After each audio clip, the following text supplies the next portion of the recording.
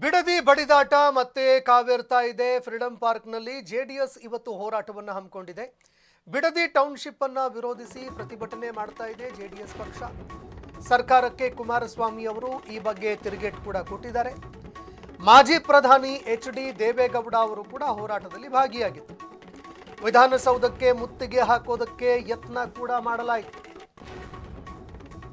ವಿಧಾನಸೌಧಕ್ಕೆ ಮುತ್ತಿಗೆ ಹಾಕೋದಕ್ಕೆ ಜೆಡಿಎಸ್ನ ಕಾರ್ಯಕರ್ತರು ಸಜ್ಜಾದರು. ಮುಂಜಾಗ್ರತಾ ಕ್ರಮವಾಗಿ ಬಿಗಿ ಭದ್ರತೆ ಕೂಡ ಹೆಚ್ಚಳ ಮಾಡಲಾಗಿದೆ. ಇನ್ನು ಯಾವಾಗ ವಿಧಾನಸೌಧಕ್ಕೆ ಮುತ್ತಿಗೆ ಹಾಕೋದಕ್ಕೆ ಅಂತ ತಯಾರಿ ಮಾಡ್ಕೊಳ್ತಾ ಇದ್ರು. ಮುಂಜಾಗ್ರತಾ ಕ್ರಮವಾಗಿ ಪೊಲೀಸ್ ಇಲಾಖೆ ಬಿಗಿ ಭದ್ರತೆಯನ್ನು ಕೈಗೊಂಡಿದೆ. ಫ್ರೀಡಂ ಪಾರ್ಕ್ನಲ್ಲಿ ಜೆಡಿಎಸ್ನ ಹೋರಾಟ ಇವತ್ತು ತೀವ್ರವಾಗಿತ್ತು.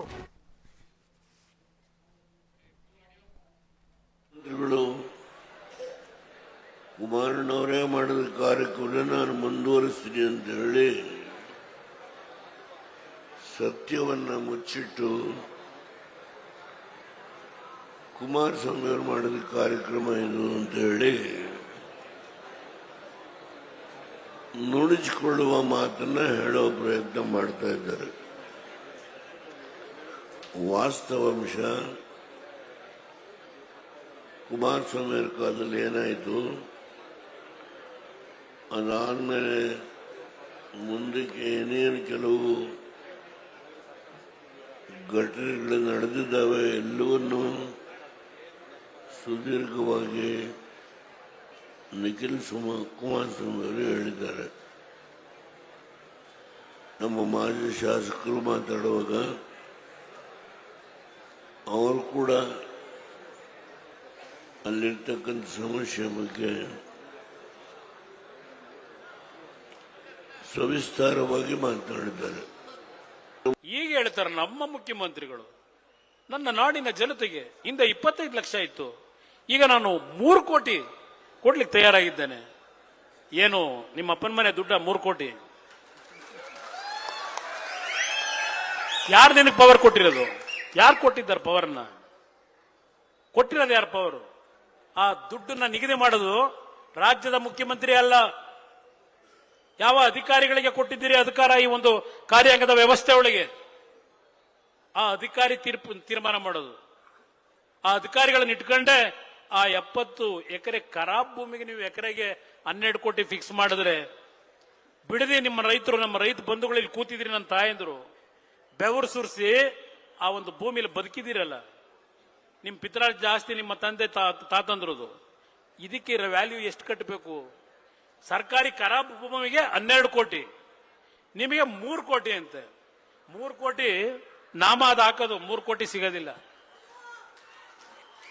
ಇಲ್ಲಿ ಕೊಡ್ಲಿಲ್ಲ. ಯಾವ 2006ರಲ್ಲಿ ಸನ್ಮಾನ್ಯ ಕುಮಾರಣ್ಣವರು ಪ್ರಥಮವಾಗಿ ರಾಜ್ಯದಲ್ಲಿ ನಿಮ್ಮೆಲ್ಲರ ಆಶೀರ್ವಾದದಿಂದ ಮುಖ್ಯಮಂತ್ರಿಗಳ ಒಂದು ಪಟ್ಟಕ್ಕೆ ಏರ್ತಾರೋ, ಆ ಸಂದರ್ಭದಲ್ಲಿ ಕೇಂದ್ರ ಸರ್ಕಾರದಲ್ಲಿ SCC ಮಾಡಬೇಕು ಅಂತಕ್ಕಂಥ ಒಂದು ಹೊಸ ಪಾಲಿಸಿಯನ್ನ ಇಂಪ್ಲಿಮೆಂಟ್ ಮಾಡ್ತಾರೆ.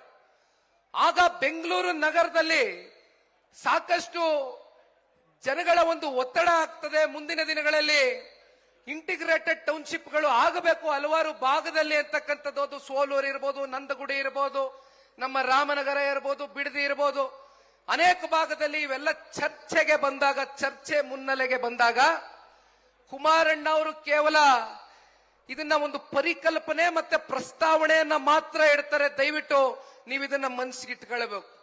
ಕುಮಾರಣ್ಣ ಅವರು ಕೇವಲ ಅದು ಒಂದು ಪ್ರಾಜೆಕ್ಟ್ ಮತ್ತೆ ಕಾನ್ಸೆಪ್ಟ್ ಅನ್ನ ಮಾತ್ರ ಮುಂದಿಡ್ತಾರೆ ಹೊರತುಪಡಿಸಿ ಯಾವ ತಾತ್ವಿಕ ಅಧಿಸೂಚನೆ ಹೊರಡಿಸಲಿಲ್ಲ, ಯಾವ ಪ್ರಾಥಮಿಕ ಅಧಿಸೂಚನೆ ಹೊರಡಿಸಲಿಲ್ಲ, ಯಾವ ಅಂತಿಮ ಅಧಿಸೂಚನೆ ಹೊರಡಿಸಿದಂಥದ್ದು ಸನ್ಮಾನ್ಯ ಕುಮಾರಣ್ಣ ಅವರಲ್ಲ. ಬದಲಾಗಿ 3 ಸತತವಾದಂತ ರೈತರ ಜೊತೆಯಲ್ಲಿ ಸಭೆ ಏನಾಗುತ್ತೆ, ಕೃಷ್ಣ ಕಚೇರಿಯ 3ನೇ ಸಭೆಯಲ್ಲಿ ಸನ್ಮಾನ್ಯ ಕುಮಾರಣ್ಣ ಅವರಿಗೆ ಒಂದು ರೈತ ಮಹಿಳೆ ಯಾವ ಕಾರಣಕ್ಕೂ ಕೂಡ ಇಲ್ಲಿ ಯಾವುದೇ ಯೋಜನೆಗಳು ಆಗ್ತಕ್ಕಂತ ಅಗತ್ಯತೆ ಇಲ್ಲ. ಮಾನ್ಯ ಕುಮಾರಣ್ಣ ಅವರೇ, ದಯವಿಟ್ಟು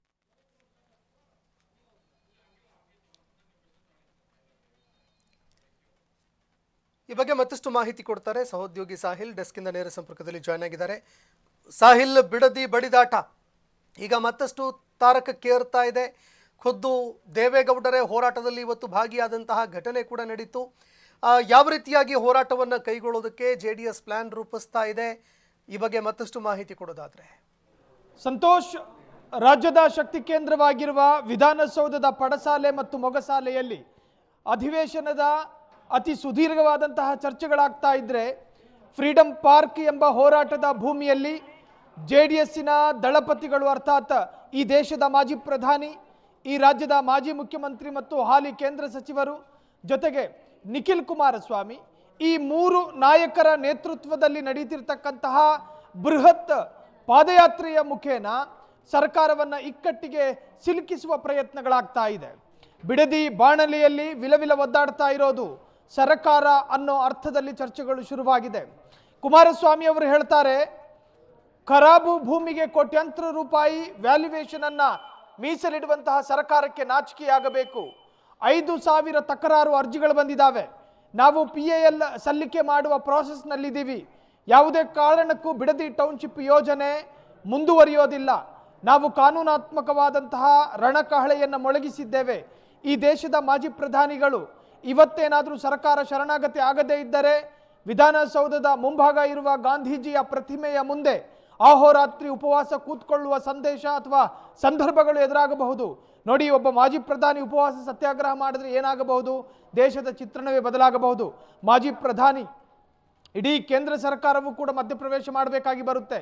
ಈ ದೇಶದ ನ್ಯಾಯಾಂಗವೂ ಕೂಡ ಮಧ್ಯಪ್ರವೇಶ ಮಾಡಬೇಕಾಗಿ ಬರುತ್ತೆ. ಕಾರಣ 94-95 ವರ್ಷದ ಮಾಜಿ ಪ್ರಧಾನಿ ಉಪವಾಸ ಕೂತ್ಕೊಳ್ಳುವುದೇ ಆದರೆ ಸರ್ಕಾರವೇ ಒಂದು ತರಹದಲ್ಲಿ ಟೆನ್ಷನ್ಗೆ ಕಾರಣ ದೂಡಲ್ಪಡಬಹುದು ಎನ್ನುವಂತಹ ಭಯವೂ ಕೂಡ ಈಗ ಸರ್ಕಾರಕ್ಕೆ ಶುರುವಾಗಿದೆ. ಸಂತೋಷ್, ಎಲ್ಲ ಒಂದು ಕಡೆ ಅಧಿವೇಶನದ ಚರ್ಚೆಗಳಾಗ್ತಾ ಇರಬೇಕಾದ್ರೆ ಫ್ರೀಡಂ ಪಾರ್ಕ್ನಿಂದ ಈಗಾಗಲೇ JDSನವರು ಪಾದಯಾತ್ರೆಯನ್ನು ಹೊರಟಿದ್ದಾರೆ.